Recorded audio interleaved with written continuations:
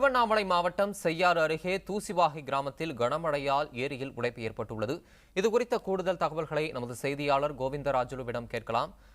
கோவிந்தராஜுலு, ஏரிக்கரை உடைந்ததால் என்னென்ன பாதிப்புகள் அங்கு ஏற்பட்டிருக்கு? தமிழகத்தில் திருவண்ணாமலை மாவட்டத்தில் நேற்று இரவு பெய்த கனமழையானது செய்யாறு பகுதியில் மட்டும் 193.5 மில்லிமீட்டர் அளவுக்கு கொட்டி தீர்த்தது. இதன் காரணமாக செய்யாறை அடுத்த தூசி வாகை என்ற ஊரின் ஏரியானது நிரம்பியது. மதகுக்கு பக்கத்தில் சிறியதாக இருந்த விரிசல் காரணமாக ஏரியின் கரை உடைந்து ஏரியில் இருந்த தண்ணீர் வேகமாக வெளியேறியது. ஏரிக்கு கீழ்ப்பகுதியில் இருந்த வாகை என்ற ஊரின் தாழ்வான பகுதியில் இருந்த 10 வீடுகளுக்குள் தண்ணீர் புகுந்தது. இவர்கள் அனைவரையும் பாதுகாப்பாக பள்ளிக்கூடத்தில் தங்க வைக்கப்பட்டுள்ளனர். தமிழரசன். கோவிந்தராஜுலு, ஏரிக்கடை உடைவதை தடுக்க முன்கூட்டியே ஏதும் நடவடிக்கை எடுக்கப்படலையா? ஏரி கரையில மதகின் ஓரமாக சிறிய விரிசல் இருந்துள்ளது. இதை யாரும் கவனிக்கல, இல்ல ஊராட்சி நிர்வாகம் இதை கண்டுக்கல. மாவட்ட நிர்வாகமும் அனைத்து கரையும் பலப்படுத்துறது எந்த நடவடிக்கையும் எடுக்கல. இதன் காரணமாகவே அந்த சிறிய விரிசல் காரணமாகவே அந்த மதகு உடைந்துள்ளது.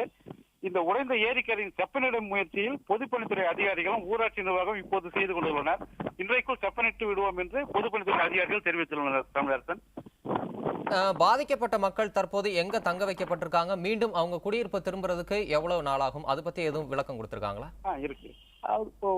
அந்த 10 வீடுகளை சேர்ந்த மக்கள் மட்டும் அந்த வீடு ஏதாவது இடிஞ்சிடும் காரணத்துக்காக அவங்க 10 குடும்பத்தை சேர்ந்தவங்க மட்டும் பள்ளிக்கூடத்தில் தங்க வச்சிருக்காங்க.